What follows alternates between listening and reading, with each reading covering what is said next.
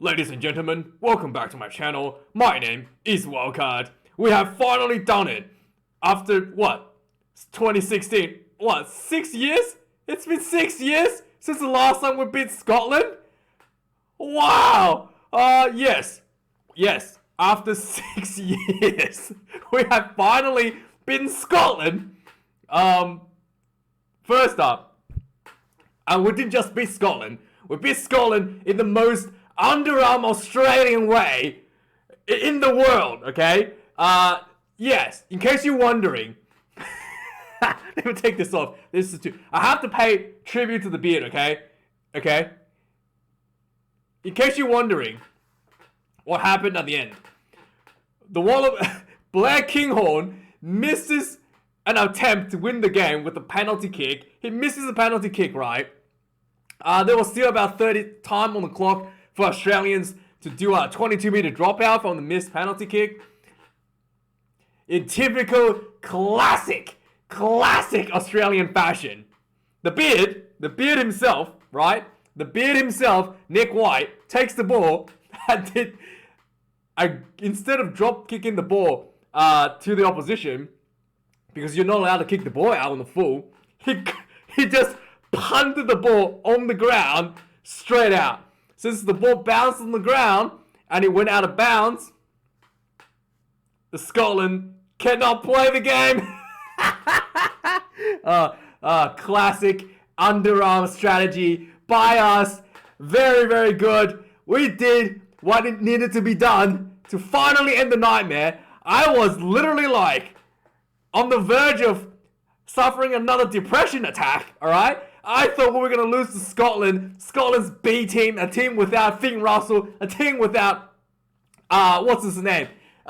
Stuart Hogg, a team of just a bunch of rookies and Blair Kinghorn playing out of position at 10. I thought we were going to lose to this, okay? I thought it was going to be another 6 years before we have another chance of beating Scotland again, okay? So, yeah, very, very good. Underarm, yes, but we did it. That's the important part.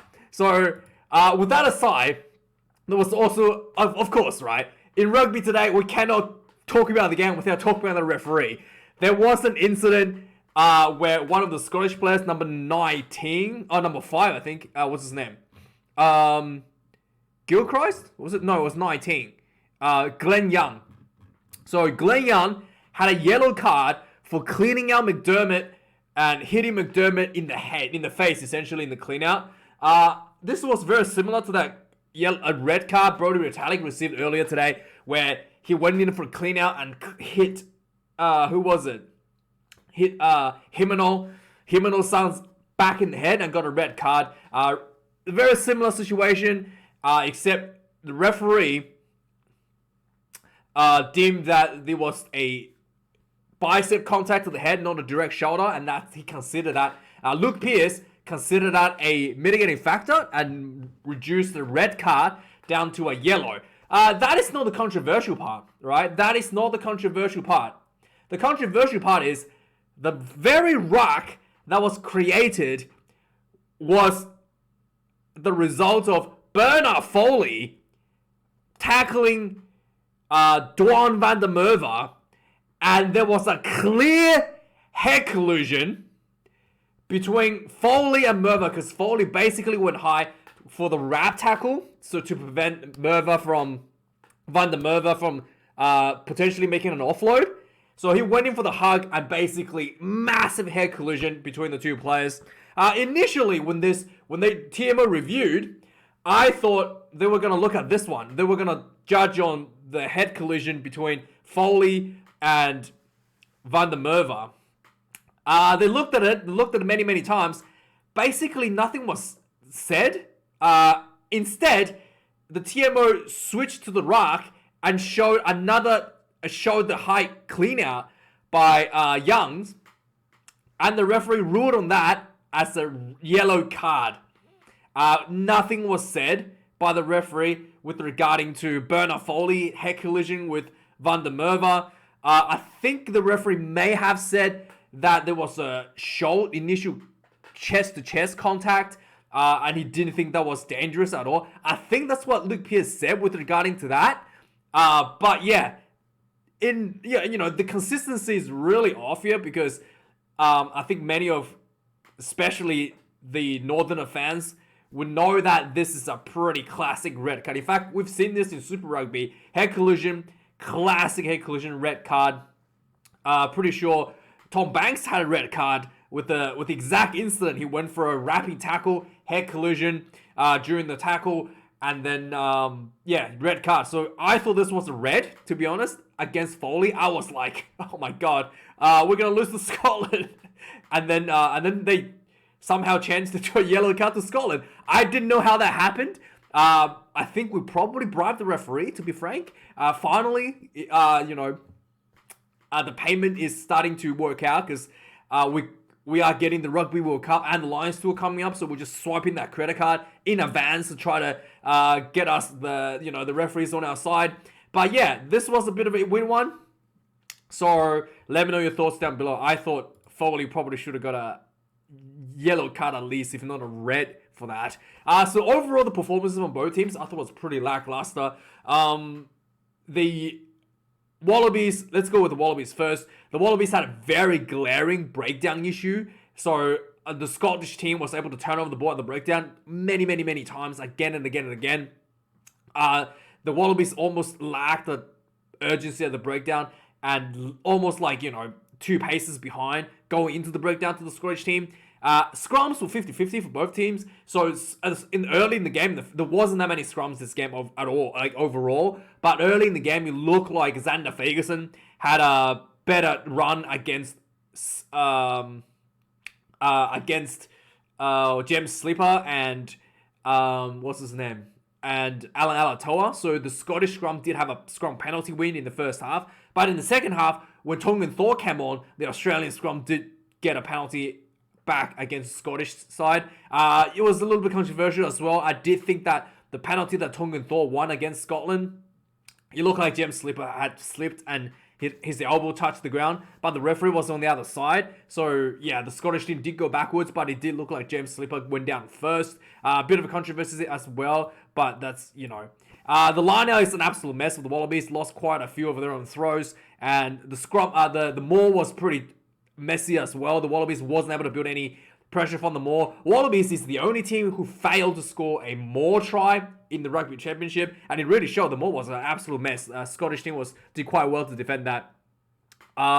The Wallabies did do well. That kind of kept them in the game. It's the kicking game. I thought the Wallabies kicking game, without extra kicking options on the field that they had, Andrew Callaway, Tom Wright, Tom Banks at fullback, they're all kicking options with the Wallabies. So it did look like the Wallabies was able to the Wallabies really were able to control the territory with the kicking, so they were able to ping the Scottish team inside their own 22, even inside their own try line with the kickings, forcing the Scottish team to essentially ground the ball in goal or having to do a return kick. So yeah, the Scottish team really struggled with the kicking, and I thought a lot of the territory was played inside the Scottish half. Just simply the fact that the return kick from the Scottish side wasn't nearly as good as the Wallabies. So that really kept the Wallabies on the front foot. Other than that, I thought Scotland did brilliantly well in defense. And yeah, maybe, the 2 best kickers in the Scottish team, Finn Russell and especially Stuart Hogg, really showed that the kicking game was really lacking, especially in just that long ball territory kick. The Scottish team really lacked a little bit there. For the Scottish side, I thought they did try a thing where they tried to set the high ball up for Van der Merwe to catch. Worked out one time, but the other times he was just not really in position. The kicks were just not accurate enough. Didn't get enough hang time for Van der Merwe to actually get there to challenge the ball. So the couple of times he did get there, I think he did actually win one, at least one.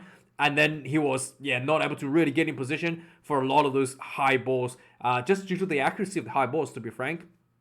The Scottish team did find some really good tries, 2 really good tries with some good attacking rugby, utilizing basically individual skills with, I think it was Kinghorn who showed some soccer skills, And then there was the number 15, the fullback, showed some footwork, scoring 2 tries, brilliant tries for the Scottish side. And then I think the discipline in the second half really hurt Scotland. They were just giving away a lot of penalties in the crucial times. The pressure mounted. There was one point where Wallabies got the 3 points that took them the lead.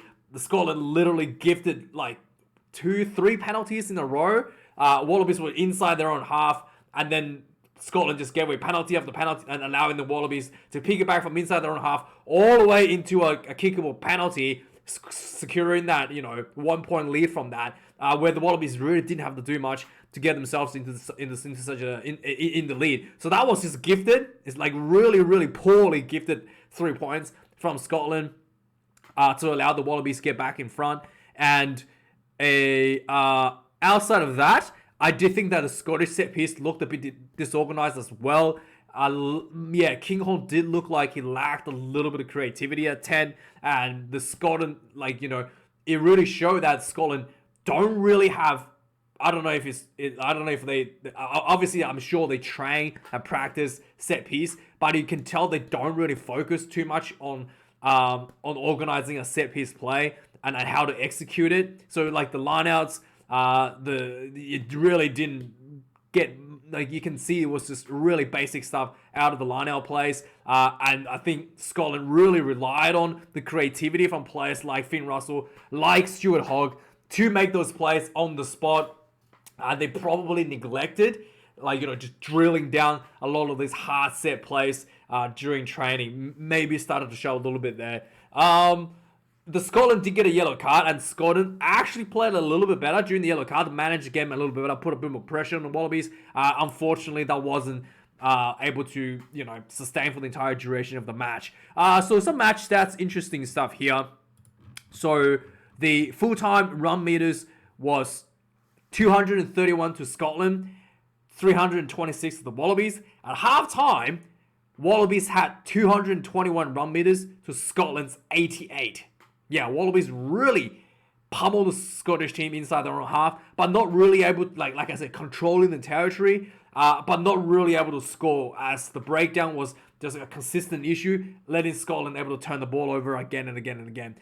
So the defenders beaten as well. This is a really interesting stat. At halftime, the Wallabies had only beaten 5 defenders. As you can see, Wallabies beaten another 8 in the second half, whereas Scotland only beaten 8 players at halftime. So they've beaten 12 defenders in the second half against the Wallabies. Turnovers conceded, Scotland conceded 4 at halftime.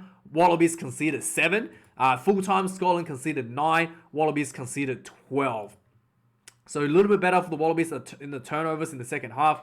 Tackle count, Scotland, 119 tackles made, 13 missed tackles, quite good. Wallabies, pretty good themselves, 138 tackles and 20 missed tackles for the Wallabies. Next up, kicks in play, 24 apiece. Pretty even at halftime. I saw 13 kicks to Scotland, 12 to Wallabies. But the difference is the quality of the kicks. I do think that the Wallabies kicking wasn't that great overall. The accuracy is a bit low, but just like the range, the Wallabies was able to get the kick to. Scotland was struggling to finding the return range to match the Wallabies kicking. I thought that was probably the major difference in terms of the kicking. But overall, both teams, accuracy and pressure from the kicks were, a little bit on the low side. Not really something that, not really to the level that you're kind of expecting for international rugby teams. The pressure from teams like the Springboks and the accuracy is much, much higher compared to the performance of the 2 teams today. The lineouts. So lineouts at halftime, Wallabies lost 1 lineout and 6-1. 6 out of 6 lineouts and 1 lost. Scotland, 9 lineouts, 0 lost at halftime. So second half, Wallabies lost 2 more lineouts. Scotland lost 1 out of 6. Wallabies lost 2 out of 6. The Scotland lost 1. So the lineout was a bit of a mess of the Wallabies for the second half. In fact, in both halves, it wasn't that great. So Finally, the penalty count pretty high for both teams. For international tests, you really want to keep the penalty count less than 10, just under 10, maybe around the 10 mark. Like that's probably the most you want to do. More than like 11 is just getting on the high side, and it's starting to really starting to pile up a bit too much. So 14, 15 is on a very high side for international test teams. At halftime, Wallabies, Scotland considered 7 penalties. Wallabies considered 6. So full time, second half, Scotland considered 7 penalties, and Wallabies considered 9 penalties in the second half. So yeah, really got to tidy that up for both teams. One yellow card, like I said, was a bit of a interesting take there for the referee. But anyway, let's quickly recap on this game. So Wallabies actually came out of this game showing a lot of early dominance. So for the first 9 minutes or so, the Wallabies really just had a lot of opportunities inside the Scotland half, and Scotland was kind of just on defense. And McDermott found a little gap. Jet Halloway made a little nice break, but Wallabies wasn't able to really score all the way till the 9th minute. Scotland had an opportunity for a scrum, put up massive scrum against the Wallabies, gets a penalty. Xander Ferguson was pumped. So on the 9th, after that, Scotland gets the opportunity, basically gets a very rare opportunity inside the Wallabies half for an attack. So they just kick the ball out for a line out around the 22. Ball comes in, just nice crash balls. A few phases later, they just send the ball out send the ball out wide, and essentially the number 15. Let's get his name up actually. Smith. What's his first name? Number 15. Ollie Smith gets the ball at the 13 channel and just stepped in field. McDermott completely misread the play, completely misses the tackle, and he just runs straight through. Just individual. I think he stepped 2 players actually. Just runs straight through the Wallabies defense. Try on the ball. 5 points to nil. Kinghorn hooks this one. This was kind of like an easy kick to the left-hand side of the field. So he's right-footed, so it should have been an easy kick because it wasn't that much of an angle as well. But for a right-foot kicker to kick from the left-hand side is it's supposed to be easier side to kick because you kind of just hook the ball through. But he misses this one, and this is pretty much the exact angle as the one he missed just before full time to win the game. So yeah, this is a little bit surprising. Someone to miss the ball from this kind of place as a right-footed kicker. A little bit of an interesting one to take note. So on the 14th minute, after this try was scored, a few minutes later, Wallabies was able to build a little bit of sustained pressure back into the Scottish half like they were doing in the first 10 minutes or so. Wallabies finally gets a penalty. Centre field. The Scottish player gets caught. One of the Scottish player, so basically the Wallabies were just doing a bit of attack. There was a nice little short ball between 2 forwards, and they just basically flooded the Scottish defense. And one of the Scottish players was caught on the wrong side of the ruck, not rolling away. Wallabies takes the 3 right in front, gets himself on the board, 15 points to 3. At this point, the high ball is really starting to show. Both teams doing a lot of kicking that's unpressured. So it was not really good for either team, just randomly kicking the ball without any chasing pressure. On the 20th minute, Wallabies gets a penalty. They started attacking into the Scottish. There was near the Scotland 22. They started attacking, and they get turned over just as they get into the Scottish 22. Jamie Ritchie was working really hard at the breakdown, and eventually the breakdown is starting to show at this point that the Wallabies breakdown is a bit of a mess. They're not really able to even just get the ball back clean for many of these breakdowns. So this is the first of the one of the ones that I've noted down. Really starting to show at this point. The Wallabies breakdown is a bit of a mess, and just both technically was messy, and also the urgency wasn't there to clean the ball back. So on the 23rd minute, another turnover. Against the Wallabies, the ball just pops out of ruck. Their own player kind of like kicked didn't even handle the ball properly and popped out of ruck. McDermott was not able to get it, and Scotland just jumps onto the ball. So yes, and then on the 24th minute, there was a 35-meter line out. There was 35-minute line out. Scotland brings the line out in. Scotland gets the penalty for. I think the Wallabies play gets thrown across. So the Scotland gets a penalty instead of going for 3, which they probably should, considering. Actually, no, I think they did the right decision here. I think they should have, because this was an easy to kick ball.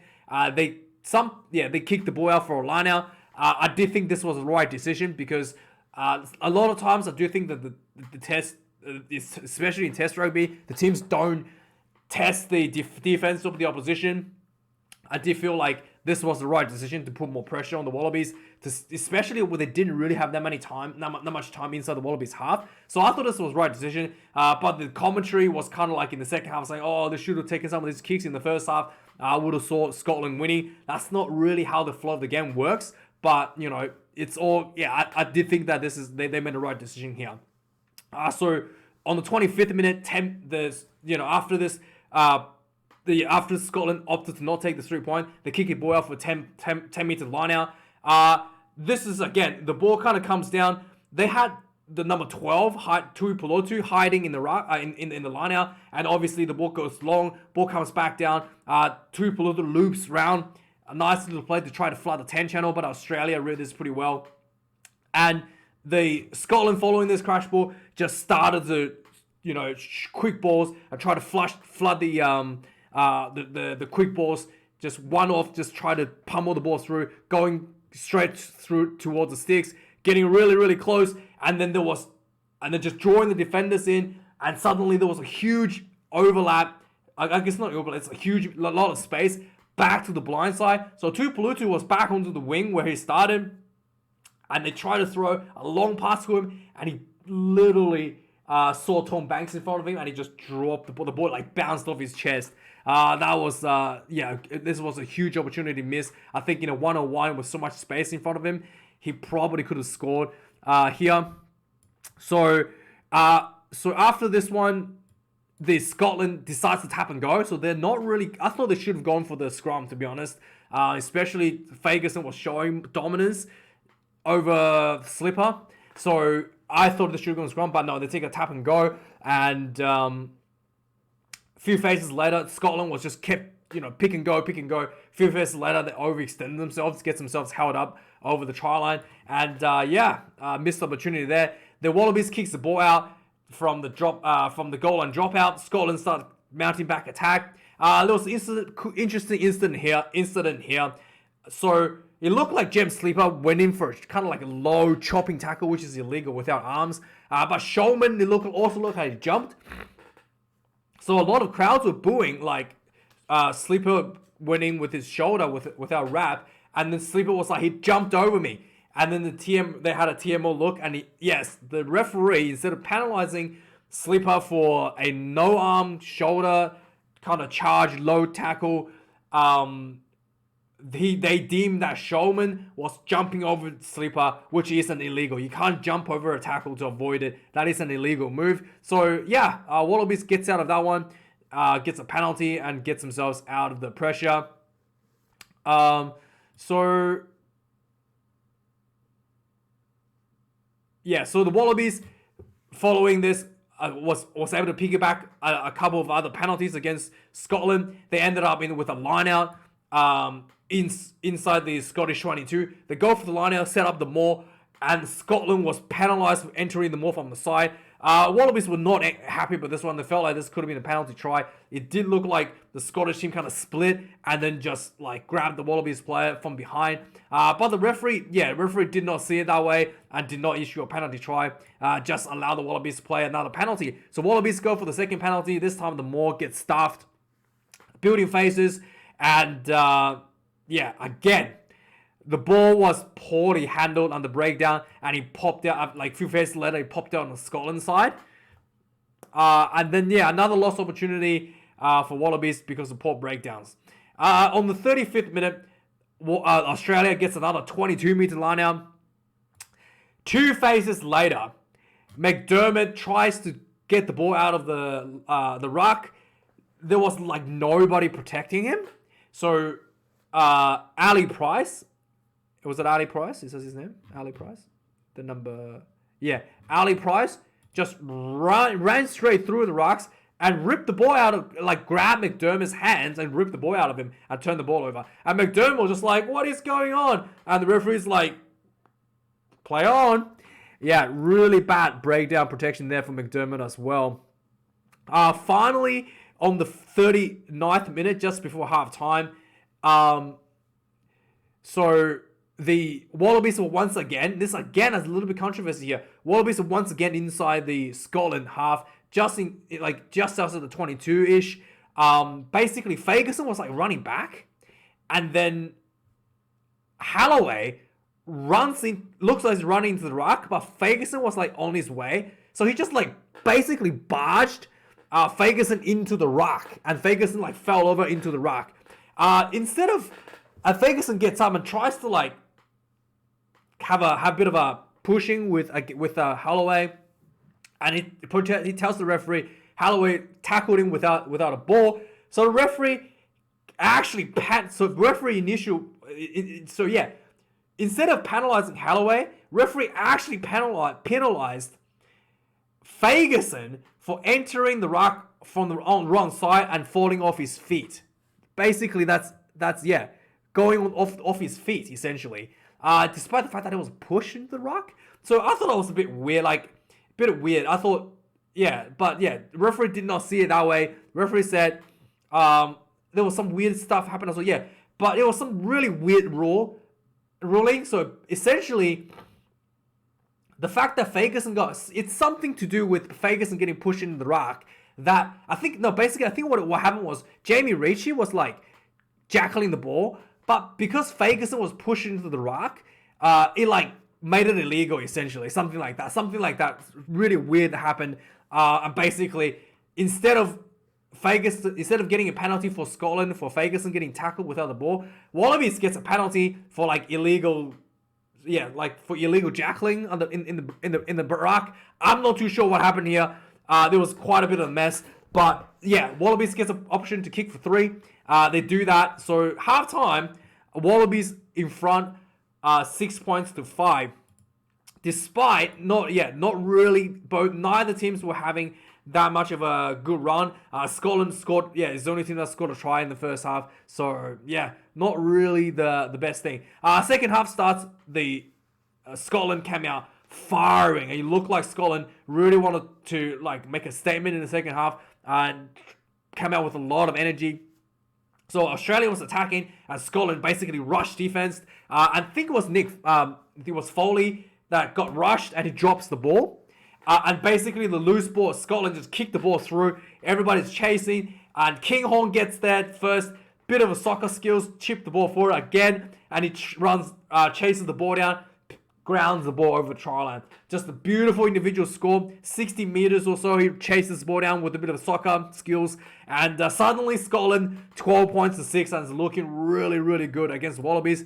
But that pressure was not able to sustain. On the 46th minute, Scotland gets another opportunity against the Wallabies, and they go for a line out inside the Wallabies 22, and Wallabies did something what Scotland was able to do against the Wallabies for the all game, turns the ball over at the breakdown. So Scotland kind of like took a bit of a nap after they scored a little bit there. On the 48th minute, another turnover against the Wallabies, so Scotland did really well to get the ball over. Against the Wallabies, Scotland did really well to turn the ball over. And this was I think like another kickable penalty, but Scotland kicks the ball out for a 5-meter line out. The maul for the Scotland didn't go anywhere. It collapsed and ball did not come out, and the referee deemed Wallabies ball because the ball didn't come out. Following this maul, there was a big scrum by Tupou, wins a penalty. Again, I thought this was a little bit controversial because it looked like Slipper's elbow touched the ground first, but the referee was standing on the opposite side of the scrum. He did not see this. And then the Wallabies scrum kind of moved forward after Slipper kind of like posted his elbow on the ground and then kind of got back up and pushed forward. So that was another, yeah. That was another kind of like a blunder, maybe a little bit by the referee. So a minute later, the Wallabies were doing their own line-out throw from this penalty scrum, and they overthrow their own line-out. So Scotland gets the ball over, starts to attack. They did not get through, but Andrew Callaway gets caught offside and had a bit of back chat, and referee issues a warning to him for back chatting. As for Scotland, again, this is a kickable penalty. They didn't know if to go for the kick. I think this is still the right decision here. Maybe could have taken for 3 at this point, because it is getting to the point where your set piece is clearly not working. But anyway, Scotland showed some guts. They went for a 5-meter line out, go for the more, and then Scotland did not get through. The ball comes out. Wallabies gets penalised again, offside, Bernard Foley. So finally, I thought after so much pressure, so many repeated penalties by the Wallabies, I thought actually now is the time to push one more, because you might get a yellow card. Scotland said enough is enough. They opted for 3 here. So I thought if they wanted to kick, they should have kicked before they went for the more. The fact that they got on a penalty and the Wallabies clearly under a lot of pressure, they should have gone for another one here. So yeah, it's a bit of an interesting decision here. So they went for 3. Kinghorn gets this one, 15 points to 6, 52 minutes into the game. On the 55 minutes in the game, there was a high ball, and this is probably the first time in the whole game where Van der Merwe really showed his dominance in the air. He just destroys Andrew Callaway, who is one of the best guys in the air for the Wallabies. Just destroys him and claims the ball. And then he runs down the sideline. Foley sweeps in. Head collision. I thought this was a red card. They showed the TMO review, looked at it again and again and again. Nothing was done. And then they showed a clean out on the subsequent ruck. The number 19 from Scotland gets a yellow card instead for a high shot on McDermott in the clean out. So yeah, suddenly Scotland's down to 10 players, which is a little bit disappointing for Scotland. So Wallabies has a chance. So Wallabies on the 58th minute gets a chance just outside the Scotland 22. Scotland gets Wallabies gets a penalty for one of the players getting tackled without the ball. James Slipper got tackled without the ball. Wallabies tries to do a grubber kick behind into the goal area for a bit of a rugby league style score, and then Van der Merwe saves the day, grounding the ball. On the 60th minute, Dempsey makes debut for Scotland and immediately kind of makes an impact for Scotland. So Wallabies was just about to do a 10-meter line out inside the Scottish half, and then the Moor gets absolutely stuffed by Scotland. So Dempsey had a bit of a help in that. The Wallabies goes for crash balls. They switch the ball back. The crash ball to the open side, and then they switch the ball back to the short side. Essentially, they play a little loop ball behind. Caden Neville, nice little short ball to James Slipper, who just pummeled himself through a little gap and goes straight through for a try for the Wallabies. Suddenly the Wallabies are back in the game, 15 points to 13, only 2 points behind. On the 63rd minute, King Hong was finally did some really good kicking here. He tried for a 50-22, and Tom Banks tried to catch it, slips through his hand, and the ball went out behind him anyway. So King Hong did essentially get the 50-22 that he wanted. The Scottish team goes for the line out inside the Wallabies 22. Some good phases built from this ball, but yeah, eventually the Scottish team execution was just not clean enough. They had Jamie Ritchie out wide. They tried to throw a ball to him, and he was just overthrown. On the 68th minute, the Wallabies getting some penalties, putting some more pressure inside the Scottish 22. They go for the line out. They go for the more. But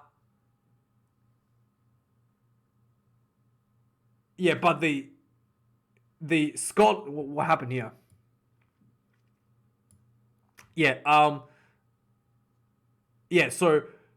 So they basically got like piggyback penalties all the way from inside their own 22, essentially way deep inside their own 22, into the Scotland 22, just by piggybacking penalties. And eventually, the Scotland team eventually the Wallabies sets up a maul. Didn't go well. The maul gets stuffed. So Scotland did really well to defend this maul. The ball comes out, and who was it? I think it was. Who was it?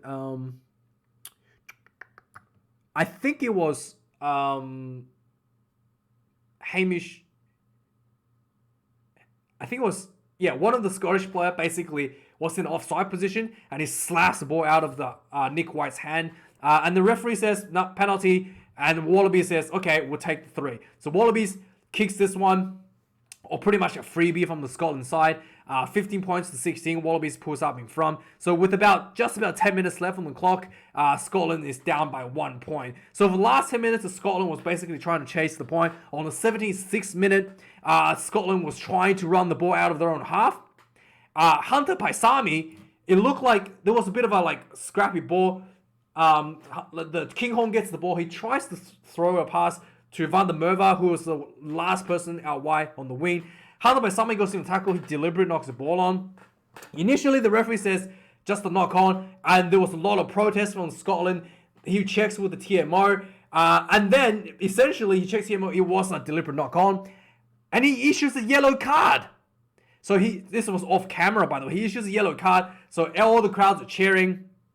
And then they had another look. And so Wallabies was saying that he basically issued a yellow card thinking that there was no cover for Van der Merwe to run. Even though they're like 60 meters out, he issued a yellow card because he thinks that there was no cover for Van der Merwe to run 60 meters, which was already a pretty strange call. But he issues a yellow card. And then the TMO showed another angle which showed that Van der Merwe Wallabies had cover for Van der Merwe if he had got the ball. So the referee calls him back and basically recalled the yellow. So taking the yellow back. So the first time I've ever seen this where the yellow card's taken back, he basically said, well, there was cover, so no yellow card, which was really strange. I thought the yellow card only can occur if there was a try scoring situation. So this was 60 meters out. Even if there was nobody defending, you can't really call that a try scoring situation, like a definite try scoring situation when you're so far out from the try line. So I thought that was really weird to begin with, to issue a yellow card. And then the referee said, and then the referee saw the cover and rescinded the yellow card. That was also extremely weird. So a little bit bizarre situation happening on the field today. Finally, on the 78th minute, Scotland was on the attack. Tupou makes a good tackle. He gets up. He tries to jackal the ball, and he falls over. He had his elbows on the ground before he jackaled the ball. Referee clearly saw this, and penalty pretty much right in front of the goalpost with a tiny bit of an angle. Again, on the left, tiny bit on the left. So again, for a right-footed kicker, this shouldn't be that difficult. And Kinghorn hooks the kick, misses the penalty.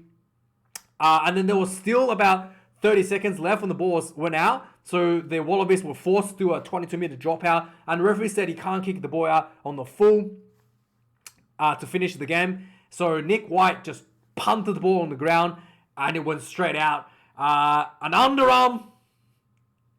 underarm play by the Wallabies. And what an Australian performance to finish off the game, 16 points to 15. So that's the recap, guys. Thanks for watching. I'm probably going to started to reduce these videos a bit shorter because it's just taking longer every week. So yeah, I'm going to have to change out my script a little bit for the next one. So thanks for watching, guys. I do appreciate it. Like, comment, subscribe. I'll see you guys next week for the news. Cheers.